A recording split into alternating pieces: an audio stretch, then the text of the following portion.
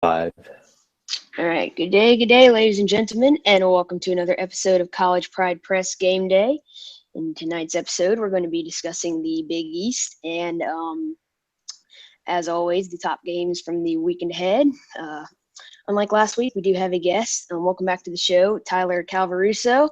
He was here a few weeks back, but so we're going to go ahead and get into it in just a minute. Let's start off with some formal introductions as always. We'll begin with myself. I am Noah Holly, the host of this podcast. I'm a 14-year-old intern for collegepridepress.com. I cover bracketology for the site. I have my weekly preview or weekly projections up now, so be sure to go check those out. They're up on the site every Monday afternoon. All right, let's get to you, Sean, my co-host. All right, what's up, guys? I'm Sean. I'm a senior in high school. I'm the chief analyst for the College Pride Press Game Day podcast. For all you guys wondering, I have not made my college decision yet. Hopefully going to Indiana next year. But with that being said, I'm a big fan of the Hoosiers, been for most of my life, and hoping we can get a nice win today. But I'm ready to preview some games for you guys that are coming up this weekend, and it should be a good one. All right, I like it. Tyler?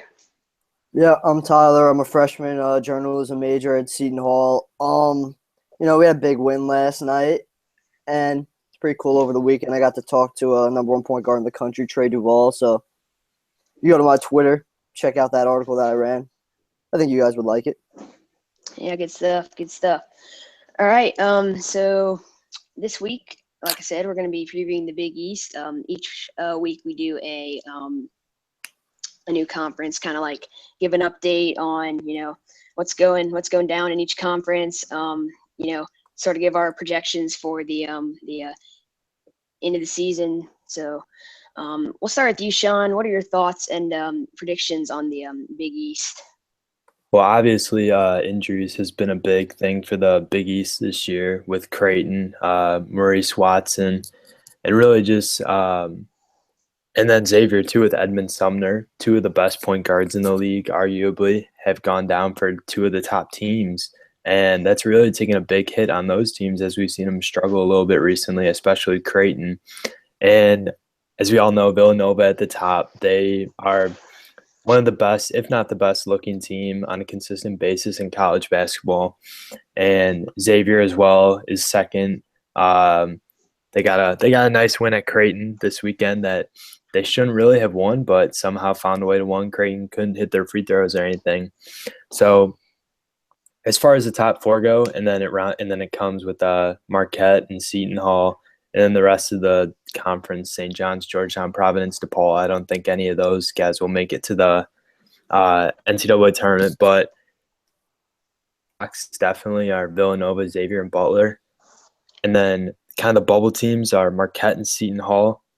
Tyler knows more about Seton Hall than I do, but I'm not really sure as of now. I could see them getting in maybe four teams. Seton Hall is a possibility. I really like Angel Delgado and Kadeem Carrington. Those guys are a great trio.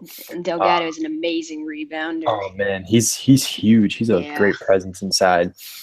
But then they have a pretty tough schedule coming out close out the year. St. John's on the road, that they should win that game, but who knows?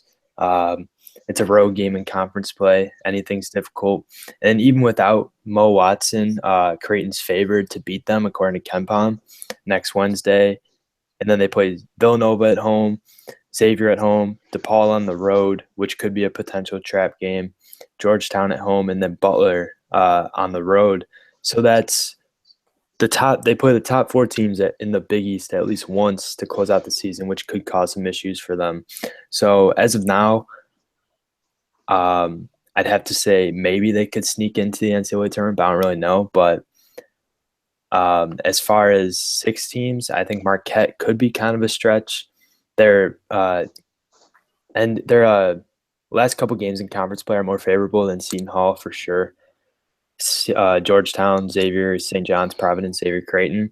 But really, I'm not really sure. I wouldn't I would be surprised if both of them make in. I wouldn't be as surprised if only one, but I think at least one of those teams will sneak in. So maybe 5 or 6, but probably 6. So that's about it for the Big East for me. All right, Tyler. Well, I think that this has been Villanova's conference since day one, even before the season started. I think that was pretty clear cut. And like you said, this conference as a whole took a hit when Mo Watson went down and when Sumner went down. You're losing 2 premier guards in what was supposed to be one of the best conferences. It's been a clear drop-off for those two. Even though Xavier has recovered, and they have a big game this weekend, which we'll talk about later, against Villanova. As for Seton Hall, I think there's, as you said, there's still a lot of work to be done. We have a big stretch coming up next week with Creighton, Nova, Xavier all at home. And I think we'll be in good shape if we can take 2 out of those 3. But at the same time, with this team, they've been frustrating to watch at times. They're very inconsistent. They'll start out slow, and you'll never know what you're going to get from them on night-to-night basis. Like you said, we're playing St. John's on Saturday, and you don't know what's going to happen. We're at the Garden. We could easily we didn't have much trouble with St. John's the first time around, but you don't know what could happen playing at the Garden.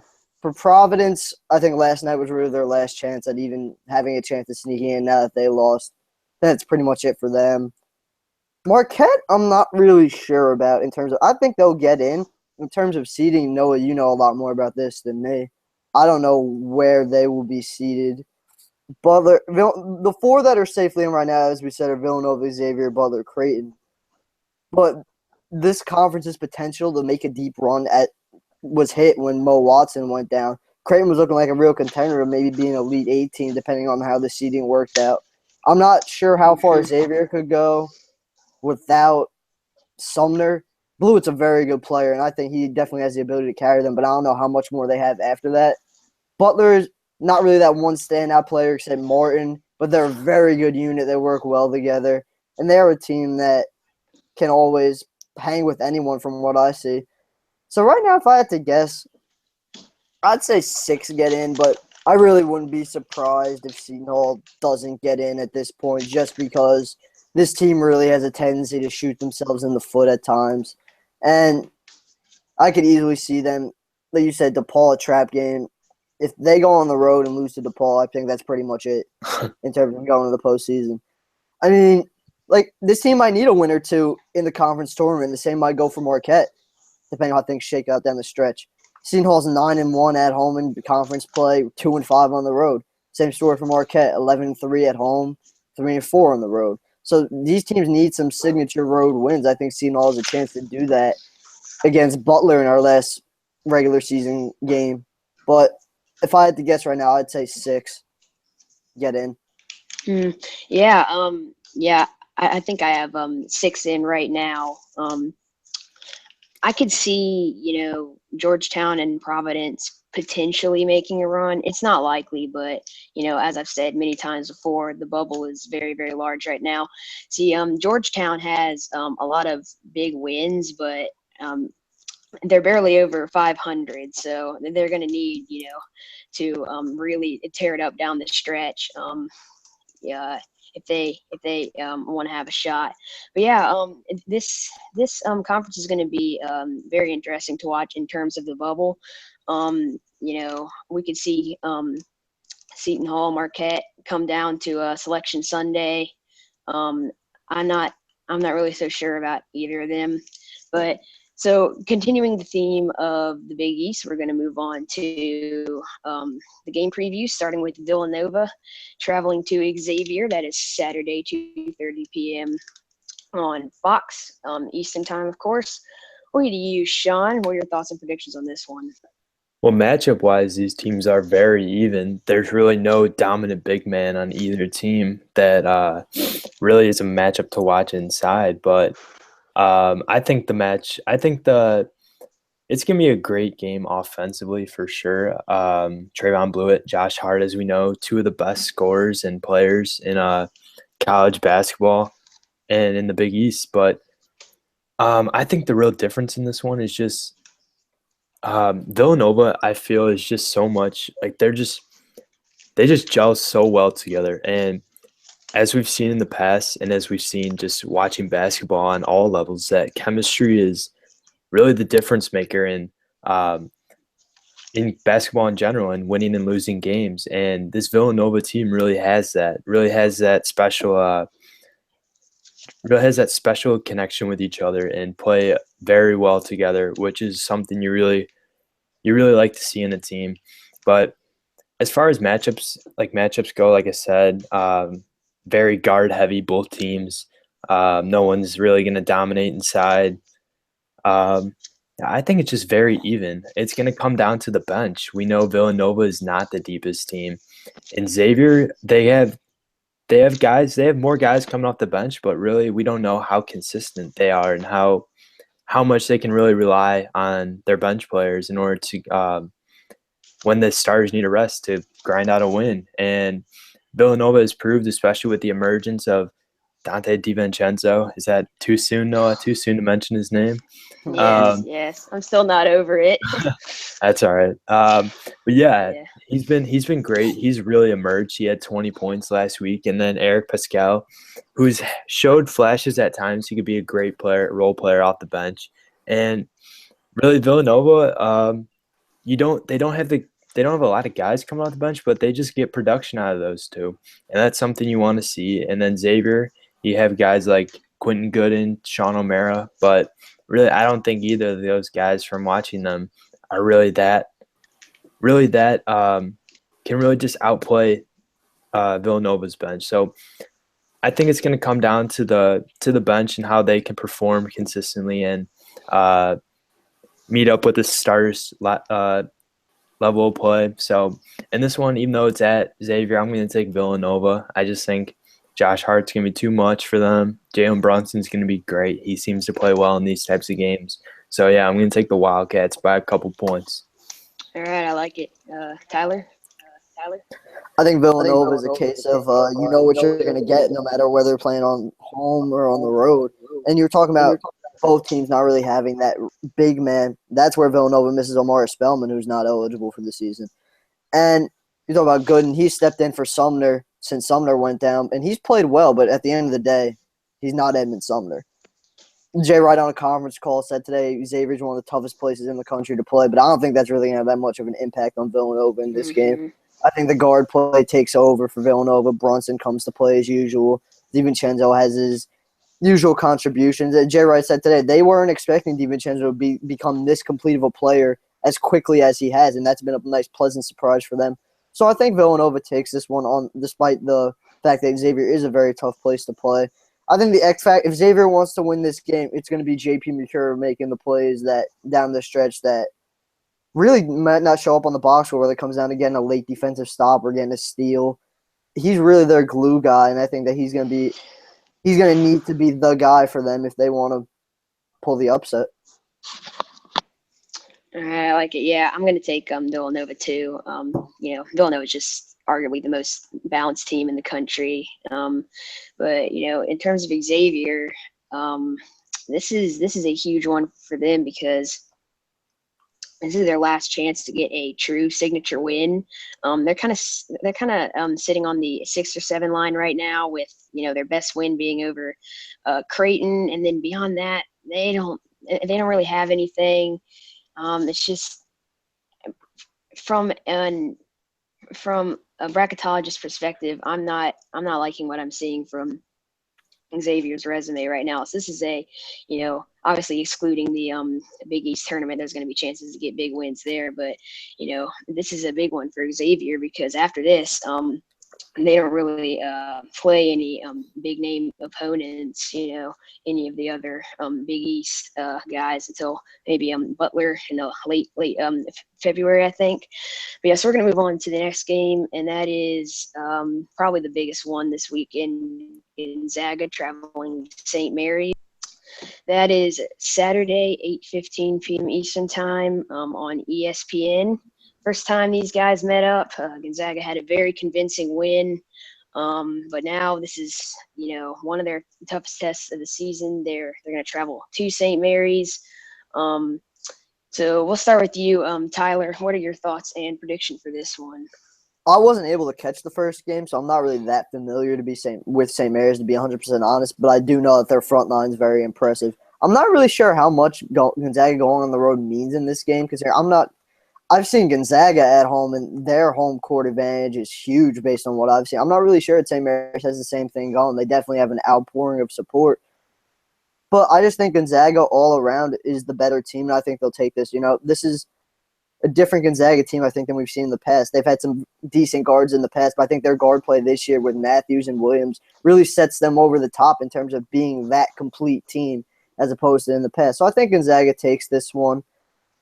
I wouldn't be shocked to see St. Mary's, pound it down low. They'll be able to hang around, but I think this is Gonzaga's to lose. John? Yeah, I agree completely. Zach for Gonzaga have been like one of the best duos in college basketball this year in the front court, and those guys are really going to be a big problem for Fitzner and Londale at St. Mary's. Also, two very good players. And Panu as well. I think that's how you say his name. Whatever. But, yeah, I just think this Gonzaga team is just totally different this year. I mean, they had superstars in the past like Kelly Olynyk and all those guys, but I'm drawing a blank on their names. But I think this team, they got guys who got – I've heard this early in the week. They got guys who got chips on their shoulders. As we know, Nigel Williams-Goss came from Washington. I think it was Jordan Matthews who came from Cal. I'm not sure. That was him. Yeah, and it was. They came to Gonzaga to get more playing time and it fit them much better. And I think this Gonzaga team is really one of the best, or if the best. I think they're the best actually that Mark Few has had in his time there. And I think that I don't see how – I mean, I like the St. Mary's team. Don't get me wrong.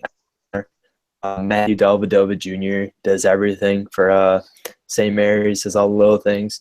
But I really don't see how St. Mary's can really knock off the Gonzaga in this one. I think they're just too much for the Gales. So I think I'm going to take Gonzaga in this one. I think the big guys are going to have their way, Collins and Karnowski. I think Londale's a great player, but I think he's going to struggle a little bit. So I think that's going to be the big difference maker. So I'm going to take the Zags. Oh, yeah, I definitely agree with you guys. St. Mary's is a very good team, but, to me, Gonzaga is just way too much for them, in terms of depth, especially, it's just – I don't know. But so we're going to move on to the next game, and that is some more mid-major action. If you want to call American a mid-major, I guess you do. Cincinnati traveling to SMU, another big-time rematch. That's Sunday, 4 p.m. on ESPN. We'll start with you, Sean. What are your thoughts on this one? Well, personally, I haven't seen really many of these or both these teams play this year. I saw a little bit of SMU early on in the year against TCU and Cincinnati, but from seeing those little tidbits of games, I could tell that this game is going to be a very intense game. Both teams play very hard, very scrappy. I think it's going to come down to who's going to be able to make the big shots and hit it consistently. I mean, defense is going to play a huge factor in it, but as we all know, you can play defense any game, but it kind of depends on what you bring to the offensive end. That's going to be a big difference maker. So I think Cincinnati has the upper hand on this one. Kyle Washington and Jacob Evans. Kyle Washington's one of the best forwards that really no one's been talking about. Same with Jacob Evans too. He's kind of a combo guard, a little bit more of a forward, but he's been great for the Bearcats this year. And Duke transfer Semi Ojeleye. I think that's how you say his name, but he's been great for SMU. He's a great scorer, really fitting his role there. So really, in the end, I think it's going to be Cincinnati. I mean, SMU is a tough place to play. I know that, but I really think Cincinnati's I think they're legit this year, although their conference is pretty weak. I think they're a great team. That win against Xavier really showed me something, especially in a rivalry like that. They didn't let their emotions get in the way, but they just played hard, and they're going to have to do the same today because SMU is not an easy place to play. So I like the Bearcats in this one. I think they'll take the win by a couple points, but I think it'll be close throughout. And I wouldn't be surprised to see SMU win, but I think in the end it'll be Cincinnati. Yeah, not a lot of people are talking about the Bearcats, but in reality, this is one of the better teams in the country. It takes so much for them to get rattled. Defensively, they're just so good. They're so physical. I mean, this is going to be a very tough one for them, but so far they've owned up to the challenge. I don't know. I'm gonna have to go with Cincinnati, but I mean it could go either way. It's gonna be a close one. There's not gonna be a ton of shots made. Yeah, it's gonna be yeah, really defensive oriented. So we'll get to you, Tyler. Like you said, no one really talking about Cincinnati. I think that has a lot to do with the American, just quite frankly, not being a good conference. Well, no, I don't know what you have with the tournament was with the American. What do you have? 2 teams in, and that those 2 teams being Cincinnati and SMU. Mm-hmm. Yeah, that's what I figured. Yeah. All right, so I'd say Cincinnati is one of the toughest teams in the country, if not the toughest. And I think all of that goes on Mick Cronin. He's a great coach. He's back, and he's created a culture there over the years, and that's evident with the kind of players that he has. Troy Coplain's a great player for them. And I see Cincinnati coming in and kind of imposing their will to start, but I think SMU will rebound pretty quick. I see Cincinnati taking this one by about 5, but I really wouldn't be surprised if SMU wins. SMU is a really good team, another team that's under the radar because of the conference that they play in. And it's a tough place to play. But in the end, I think Cincinnati pulls it out. All right, I like it. So we're going to move on to the next game, and that is Oregon traveling to Southern Cal. That's going to be Saturday. It's a pretty late one, 10:30 p.m. Eastern Time on Pac-12 Network. That's kind of a shame because I don't think I have that channel. So anyway, we'll start with you, Tyler. What are your thoughts and prediction on this one? I mean, you've seen top teams like UCLA going to USC this year and have problems playing there, so I think that's definitely a factor. As for Oregon, I feel like they're one of the more complete teams in the country, and we're going to get a better look at them tonight when they take on UCLA. They've proven all they have to prove. Dylan Brooks leads the way, but all around they have contributions from all 5 of their starters, Dorsey, Boucher, and their bench. Yeah, I'm sick, so I gotta stay hydrated. But I think Oregon doesn't really have much trouble heading into USC like UCLA had, and specifically because of their defense. UCLA is one of the, to put it nicely, they're not a very good defensive team, and that's what Oregon is. They can defend with the best of them. And like I said, we're gonna get a better look. We're gonna get a look at tonight of how good of a defensive team Oregon really is going up against that UCLA offense. But I don't think Oregon has much trouble in this one. All right, Sean. Yeah, I think it all kind of depends on how Oregon plays tonight and if they get the win or not, because we've seen Oregon is, like you said, Tyler, one of the most complete, if not the most complete team in college basketball, up in the ranks with Gonzaga and Villanova. But yeah, I think this Oregon team, I've really had a tough time. We all had predicting conference games this year. So at this point, I would take Oregon, but I would not. If Oregon wins tonight against UCLA, which would be absolutely crazy, but I could see it happening. I could see Oregon losing this game. They could definitely have a hangover from that UCLA game and really just come unprepared, just lackadaisical to start, and USC is going to jump all over that. USC is going to be ready to play too, being at home in a top-ranked team like Oregon, and if they knock off UCLA tonight, I really think that could play a huge factor. So I don't know. At this point, I would say I would take, even though I'm kind of sounds like I'm leaning toward USC, I would take Oregon in this one, just because I don't know. I just like this Oregon team. Peyton Pritchard's been playing really well lately. He doesn't get a lot of credit, but he was outstanding in the game against Arizona this past weekend, and everyone just played absolutely insane, shooting 70% from 3 or something or it was 64% from 3, and really you don't get much games like that, or if any games. That's just a one-time thing.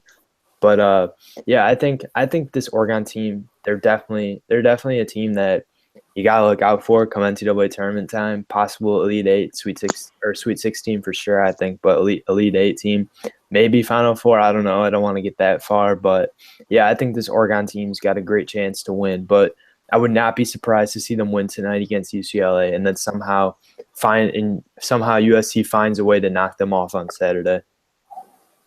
Yeah, USC is a good team, but they're not as good as their record. They have had a very weak schedule, especially in the non-conference. Personally, no matter what happens tonight in the Oregon UCLA game, I just think Oregon is too talented and, too complete for this Southern Cal team.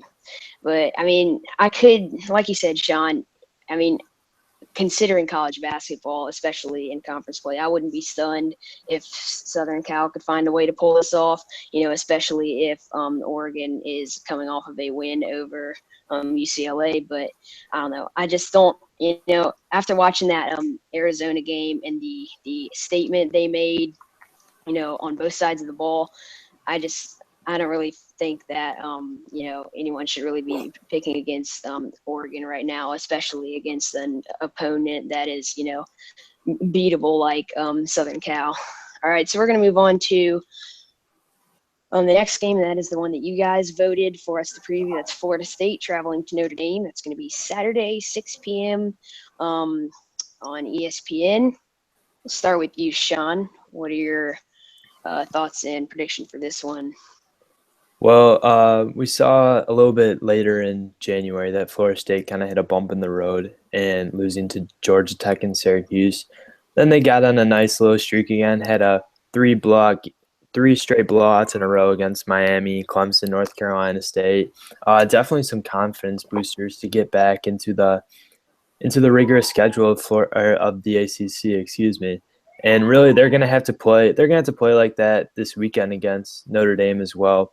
Notre Dame's kind of struggled lately. I mean, they got back on track against Wake Forest at home, but this game's going to be absolutely huge for the Irish. They're sitting at 18-7. I mean, I consider them a lock to make the tournament for sure, but I think they're just going to be.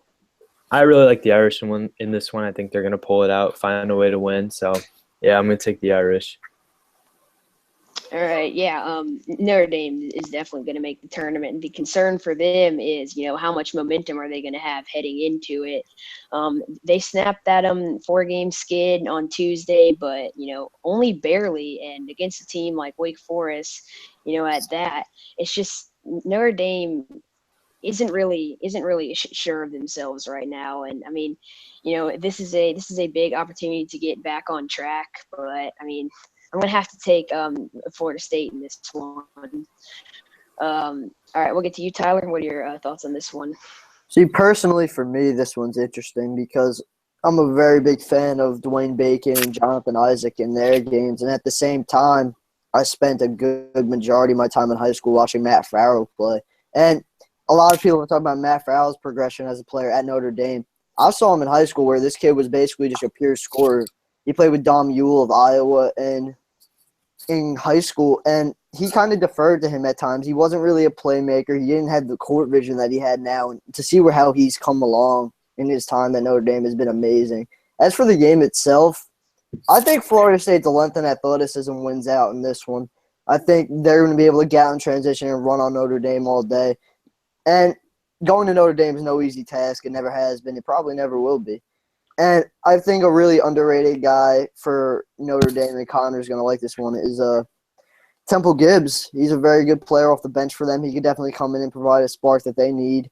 So I think at the same time, I really wouldn't be surprised if Notre Dame wins, but I think Florida State takes this one just based on their transition game. I think they'll have a real advantage there. All right, I like it. All right, so that's going to pretty much do it for tonight's episode. Thanks, everybody, for listening.